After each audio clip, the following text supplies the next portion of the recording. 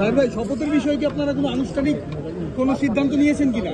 আমরা আনুষ্ঠানিক সিদ্ধান্ত নিতে যাচ্ছি, আপনারা একটু পরে জানবেন ইনশাআল্লাহ।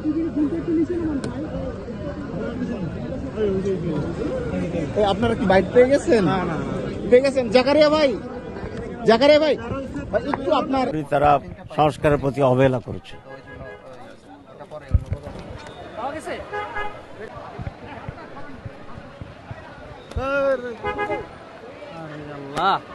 আমি খেলা দেই নাই, আরে গাড়ি আপনি বুঝে শুনেন, গাড়িটা আমি ধাক্কা দর্শক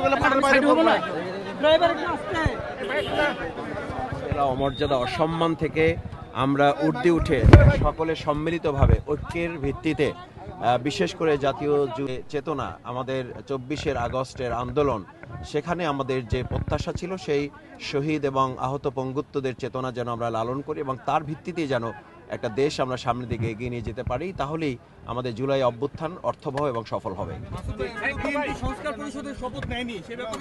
আমরা এই বিষয়ে 11 দলীয় নির্বাচনী ঐক্য আছে, শীর্ষ নেতৃবৃন্দ আলোচনার ভিত্তিতে পরবর্তী পদক্ষেপ আপনাদেরকে আমরা জানাবো ইনশাআল্লাহ।